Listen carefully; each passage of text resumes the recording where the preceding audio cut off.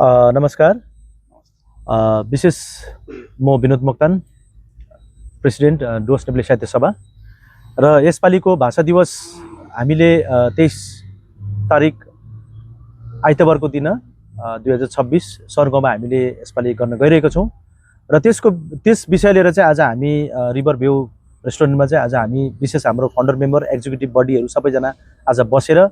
कार्यक्रम कस्तो गर्नुपर्ने, कोलाई निम्तो दिनुपर्ने, कहाँ कहाँ जानुपर्ने, आगामी दिनमा के कार्यहरू हामीले रहेको छ, बाँकी रहेको छ, त्यसलाई गर्नुपर्ने विषयमा हामीले चर्चा परिचर्चा गरेर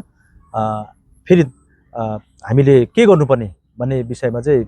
छलफल हामीले गरिसक्यौँ र यति म भन्दै हाम्रो फाउन्डर मेम्बर हाम्रो बुद्धिमान लामाज्यूलाई पनि यस विषयमा 2 शब्द राखिदिने अनुरोध गर्न चाहन्छु। नमस्कार सम्पूर्णमा। तपाईहरुलाई थाहा भएको कुरो 20 अगस्त नेपाली भाषाले 8औं अनुसूचीमा मान्यता पाएको दिन र 20 अगस्त चाहिँ विशेष गरी धेरैवटा स्थानहरुमा डुवर्सको विभिन्न क्षेत्रहरुमा भाषा मान्यता दिवस कार्यक्रम भएकोले गर्दाखेरि अनि आगामी 23 तारिक चाहिँ डुवर्स नेपाली साहित्य सभाद्वारा सर्गौं नम्बर 3 प्राथमिक पाठशालामा यसपालि भाषा मान्यता दिवस, भानु स्मरण साथै 2 विशिष्ट पुरस्कार इन्द्रबहादुर गुरुङ स्मृति पुरस्कार अनि कृष्ण भक्त खड्का स्मृति पुरस्कार यसपालि कार्यक्रम सर्गौंमा हुन गइरहेछ। विशेष गरी डुवर्सभरिका सम्पूर्ण सङ्घ संस्था, व्यक्ति विशेष, भाषा, समाज, साहित्य, संस्कृतिलाई मन पराउनु हुने सम्पूर्ण हाम्रो अग्रज भाइ बहिनीहरू सबैलाई 23 तारिक चाहिँ तपाईहरुले बिन्नागुडी नजिक रहेको सर्गौं बस्तीको सर्गौं नम्बर 3 प्राथमिक पाठशालामा यसपालि भव्य कार्यक्रम सम्पन्न हुन लागिरहेको छ। यस कार्यक्रममा हजुरहरु सबैको उपस्थितिको हामी अपेक्षा गर्दछौँ र उपस्थित सम्पूर्ण महानुभावमा नमस्कार। र आज पुनः हामी यो दलमोरको एकदम नदीको एकदमै छेउमा रिभर भ्यूमा हामी पुनः बसी हामी कार्यक्रमलाई लिएर हामीले समीक्षा गरिसक्यौं र यो समीक्षा चाहिँ हामीले किन गरेको भन्दा अब कार्यक्रम एकदमै नजिक आइसकेको छ। हुन त यो कार्यक्रमलाई लिएर हामीले 3 महिना अघिदेखि कार्यक्रम कहाँ गर्ने, कार्यक्रम कस्तो प्रकारले गर्ने भन्ने कुराको हामीले छलफल गरिरहेछौँ। तर यस्तो प्रकारले हामीले बैठक गर्यौं भने, यस्तो प्रकारले हामीले चर्चा परिचर्चा गर्यौं भने धारावाहिक रूपमा कार्यक्रम अझै राम्रो हुन सक्छ भन्ने सम्भावनाले आज हामीले यो संस्था डुवर्स नेपाली साहित्य सभाको जति पनि फाउन्डर बडी हुनुहुन्छ उहाँको अध्यक्षतामा उहाँले 2-4 दिन अघिदेखि नै उहाँले बोलाउनु भयो, निमन्त्रणा गर्नुभयो।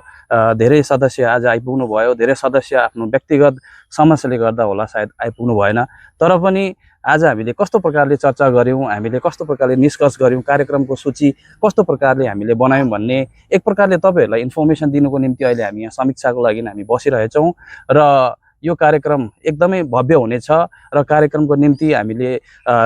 जुन सदस्यलाई या अतिथिहरूलाई हामीले बोलाउने हामीले निर्णय लिएको छौँ, उहाँहरूलाई हामीले निमन्त्रणा गर्ने हामीले